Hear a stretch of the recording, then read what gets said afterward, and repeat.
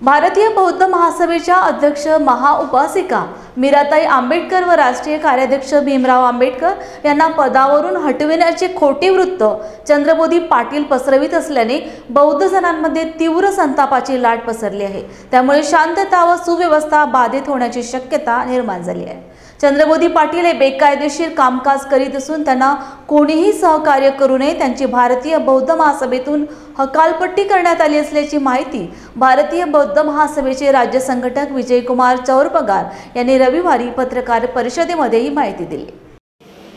जिला अनन्यसाधारण महत्त्व आहे की धम्मक्रांती 14 ऑक्टोबर 1956 ला बाबासाहेब आंबेडकरांनी धम्मदीक्षा दिली, धम्मक्रांती घडवून आणली आणि लक्षावधी अन्वये भारतीय बौद्ध महासभेच्या बॅनरखाली बौद्ध धर्माची दीक्षा घेतली, हिंदू धर्माचा त्याग करून।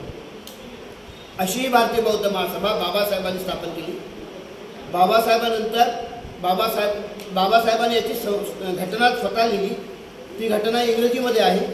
इंग्रजीमध्ये तिचं नाव the Buddhist society of India आहे आणि त्याला मराठीत भारतीय बौद्ध महासभा असं संबोधलं जातं। आता ही संस्था स्थापन केल्यानंतर 54 मध्ये स्थापन केली। 54 ते 56 पर्यंत बाबासाहेब हयात होते। बाबासाहेबाच्या महापरिनिर्वाण दिनानंतर पहिला प्रश्न जर कोणता आला असेल तर भारतीय बौद्ध महासभेचा नंतरचा अध्यक्ष कोण? 7 डिसेंबर 1956 ला चैत्यभूमी जी आजची आहे त्या ठिकाणी बाबासाहेबांना अग्नी दिल्यानंतर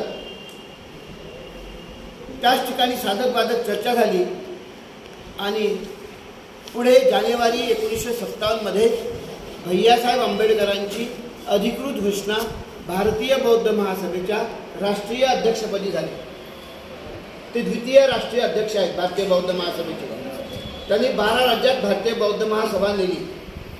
त्यानंतर त्यावेळेला धम्मदीक्षेचे सोहळे व्हायचे होते देशभर, तर भैयासाहेब अनेक प्रांतात गेले, प्रचंड प्रमाणात धर्मांतर घडवून आणलं, धम्मदीक्षे धम्ममेळावे घेतले।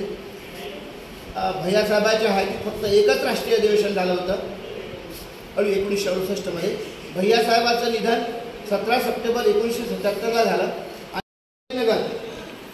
S T Gaikwad trustee Pune, Pravin Nikhade trustee Mumbai आणि advocate S K Bhandare Mumbai केंद्रीय कार्यालयाचे प्रमुख आहेत आणि भारतीय बौद्ध महासभेचे राष्ट्रीय उपाध्यक्ष आहेत। या सगळ्या लोकांच्या स्वाक्षरीनं यांना चंद्रबोधी पाटील स्वयंघोषित ट्रस्टी चेअरमन चंद्रबोधी पाटील यांचे दैनिक लोकमधील प्रसिद्ध झालेले वृत्त निराधार व बेकायदेशीर असं म्हणून जाहीर पत्रक काढलं, ते व्हायरल केलं।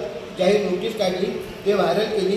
जाहीर प्रकटन काढलं, ते व्हायरल केली आणि चंद्रबोधी पाटलांनाही पाठवलेली आहे। म्हणजे एकूणच चंद्रबोधी पाटलांची भारतीय बौद्ध महासभा या संस्थेतून या सगळ्यांच्या सहमतीने सहकार्याने हकालपट्टी करण्यात आलेली आहे। तरीही तेच लिहितात आणि लोकांमध्ये संभ्रम आहे, लोकांमध्ये प्रचंड संभ्रम आहे।